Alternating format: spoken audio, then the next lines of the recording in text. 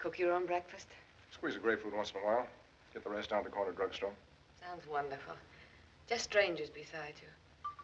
You don't know them and you don't hate them. You don't have to sit across the table and smile at him and that daughter of his every morning of your life. What daughter? Oh, you mean the little girl on the piano? Lola. She lives with us. He thinks a lot more of her than he does of me. You ever think of a divorce? He wouldn't give me a divorce.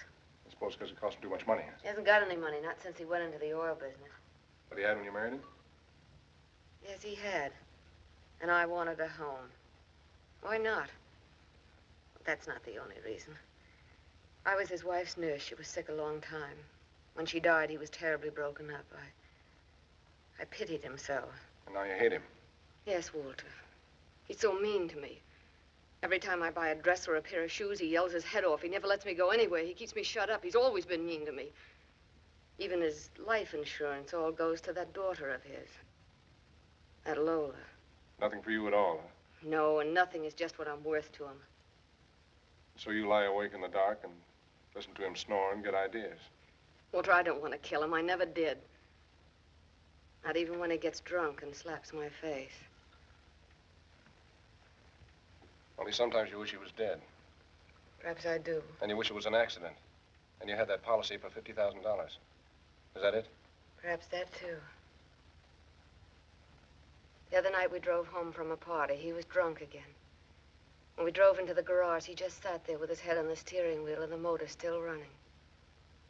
And I thought what it would be like if I didn't switch it off. Just closed the garage doors and left him there.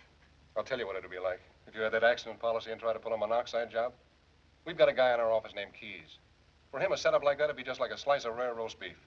In 3 minutes, he'd know it wasn't an accident. In 10 minutes, you'd be sitting under the hot lights. In a half hour, you'd be signing your name to a confession. But, Walter, I didn't do it, and I'm not going to do it. Not if there's an insurance company in the picture, baby. They know more tricks than a carload of monkeys. And if there's a death mixed up in it, you haven't got a prayer. They'll hang you just as sure as 10 dimes will buy $1. And I don't want you to hang, baby. Stop thinking about it, will you? So we just sat there. And she started crying softly like the rain on the window. And we didn't say anything. Maybe she had stopped thinking about it, but I hadn't. I couldn't, because it was all tied up with something I'd been thinking about for years. Since long before I ever ran into Phyllis Diedrichson. Because, you know how it is, Keyes. In this business, you can't sleep for trying to figure out all the tricks they could pull on you. You're like the guy behind the roulette wheel, watching the customers to make sure they don't crook the house. And then one night you get to thinking how you could crook the house yourself. And do it smart. Because you've got that wheel right under your hands. You know every notch in it by heart.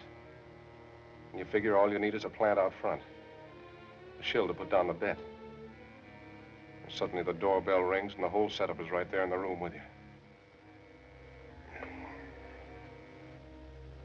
Look, Keyes, I'm not trying to whitewash myself. I fought it, only I guess I didn't fight it hard enough. The stakes were $50,000, but they were the life of a man, too. A man who'd never done me any dirt except he was married to a woman he didn't care anything about.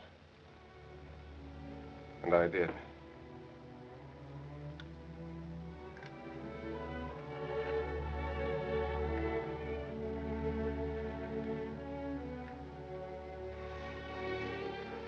Did you phone me? Walter. I hate him. I loathe going back to him. You believe me, don't you, Walter? Sure, I believe you. I can't stand it anymore. What if they did hang me? They're not going to hang you, baby. It's better than going on this way. They're not going to hang you because you're going to do it and I'm going to help you. Do you know what you're saying? Sure, I know what I'm saying. We're going to do it and we're going to do it right. And I'm the guy that knows how. Walter, you're hurting me. There's not going to be any slip-up. Nothing sloppy, nothing weak. It's got to be perfect.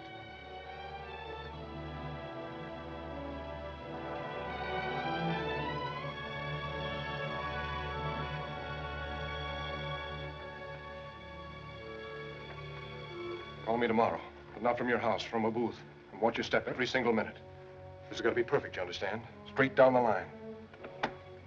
Straight down the line.